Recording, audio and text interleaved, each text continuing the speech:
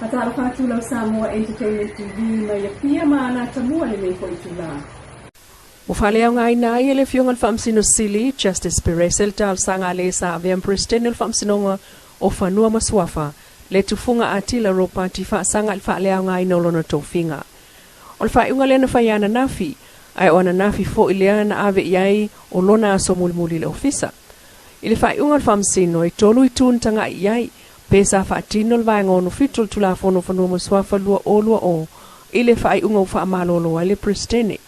Peitai, il fol sanga le loia sili, o le whaiunga e tōwhia le prestene fou, e afua mai le whaavaima o le itutele nā, o le malo, o le mulmulta ia o tulafono whaavai, e whaia le tōwhinga e taita ia le whaamsinonga, maona ma ave ese fou.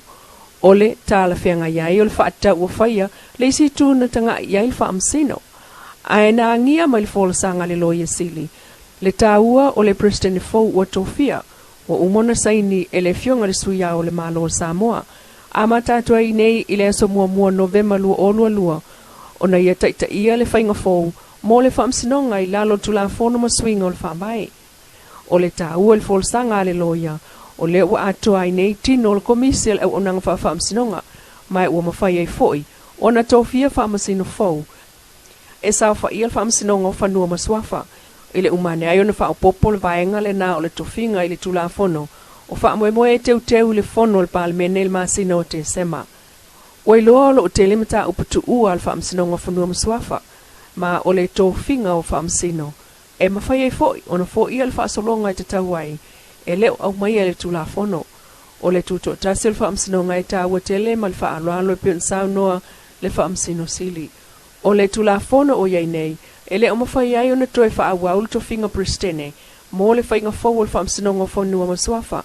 O le tūtālo sanga, na tōwhia lona prestene i lalo le tulafono whanua maswafa, o le tasiva valtasi, ai le pulea ina o le whaamsinonga, o lo umana umiai o na whai le whaiunga le whaamsino sili, whaatau i le tūlanga o iai nei le whaamsinonga whanua maswafa, ma ona a fianga tālu le whaatuai o ngā luenga, i le tōwhia ina o whaamsino, i lalo le tulafono, ma le prestene i lalo le whaabai. Mai le o filifilia mai fo i le o lo tāl sanga na te taia, le whaamasinonga fau o whanua maswafa, mai te tau i fo i o nā mana i le whaamasinonga, le whaatau na whaia i lātou o iai le malo si anga o le whaavai, e whaia le whaiunga, e peon sauno le whaamasino sili, mai ua tau nu o i fo i lana whaiunga i le i te tau o na talia le tāl sanga. Ua so oi nei, whaamasinonga i tolu o le mtanga luenga o whaamasinonga i muli nuu, ile au nanga le fionga le sate le rapi va ai, ina ua tōwhia ai nei o ia, na te taita ia le whaamsinonga fau o whanua maswafa Samoa. Mai o le aso atai au le solua Novema, o le awha tau tō ina ile fionga le sate le rapi va ai e avea, ma prestene le whaamsinonga o whanua maswafa Samoa. Ina ua whaalea o ngā ina le tulafono whaavai o Samoa, le tōwhinga prestene sa iai, pei ona tōwhia ai le fionga pulea i atila lopati, e le tulafono le tasiva valtasi. Ai o se whaapulanga le nei o le tōwhinga le prestene le whaamsinonga whanua maswafa, e le fionga le palemia, le fionga fia me na o mimata afa. O le vai aso nei, ua whaamautu ai le tōwhinga, mo le prestene o le whaamsinonga o whanua maswafa. E tusai ma le whaasinomanga le tulafono teu o le whaavai, luasifulu. Ma le tulafono o whanua maswafa, luasifulu. Ma ua tōwhia i ai le fionga ia le sate le rapi va ai, e tau aveina le nei tōwhinga. O lo o sila fia e le tunu, sa tau aveina le nei tōwhinga maualunga o le tū mawai o le whaamisinonga matulanga tau whaamisinonga. E le fionga ia whipuleai a tila ropati. E le titi le whaafitai i le fionga ia whipuleai, i lona tau aveina o le nei tōwhinga i tau sanga ua mawai. O lui tau i tūlanga whaali tūlafono i le swinga mai o le tūlafono o whanua maswafa, a whaiva se lau valutasi, anga i mai i le tūlafono fou o whanua maswafa luasifulu. O loo manino ona au lape, mai muri tai fo i ai le tōwhinga o le prestene mo le whaamasino o le whaamasinonga o whanua masuafa. O le tofi ai o le fionga ia le satele rapi wa ai o te taofi o se whiriwhiringa ua tala whengai. O le fionga ia le satele o se alilo ia ma sa tofia o se whaamasino o le whaamasinonga whaitu malo i le awhi se lau iwono.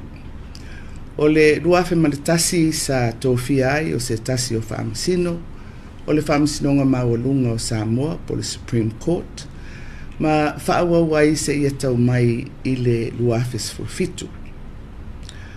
O le tausanga na te nei, sa toe tofia ai o se whaamasino, o le whaamasinonga mawalunga a Samoa. O se tamali i uatele tausanga o ngalue i le whaamasinonga, ma e te lelo na sao i whae unga te tele sa whea ngai ma le whaamasinonga i nei tausanga i tele. O na to mai whaamatai Samoa, whaatausi a inga, e whaapale i lona sila fia ma le ilo lau tele o le tūlafono. O se sootanga le lei lea mo le tofinga ua tofia ai nei. E whaamoe moe o le asolua o Novema. O le awhai ai le sauninga mo le whaatautoina o le fionga ia le sa tele, ma amata whaatino ai ngā luenga e pei o na mo'omi ai le pelestene o le whaamasinonga o whanua masuafa.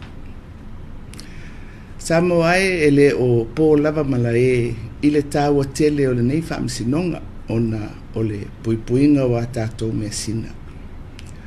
O tofi o ainga manuu mai tū malo, ma le atunuu i ona whanua masuafa, o lo ta oto i le whaamasinonga o whanua masuafa.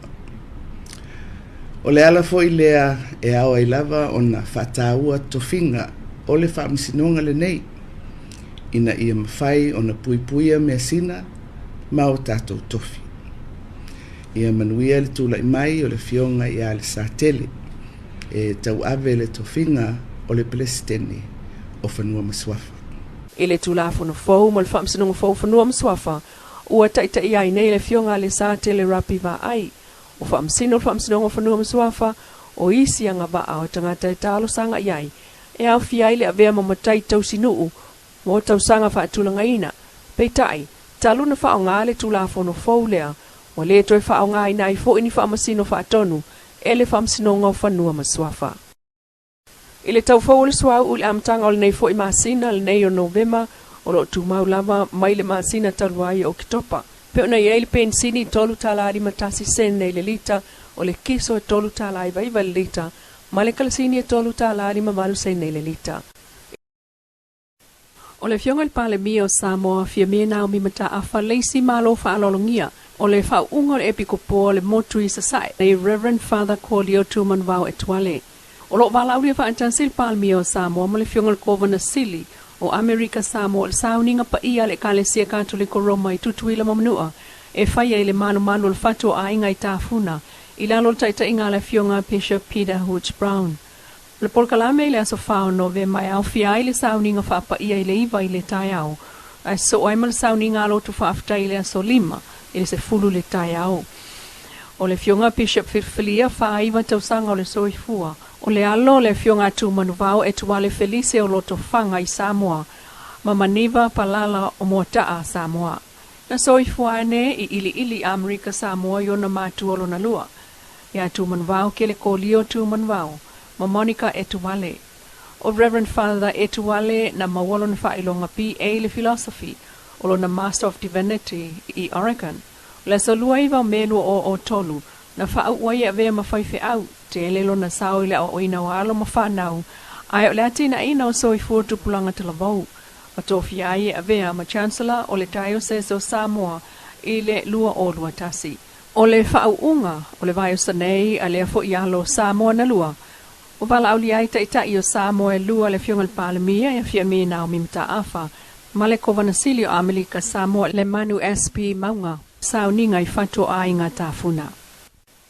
Lo Samoa Entertainment TV mai pia mana tamua le fo yaso ha opopo ngā tai au i le alofa o le atua whaasaifua ia.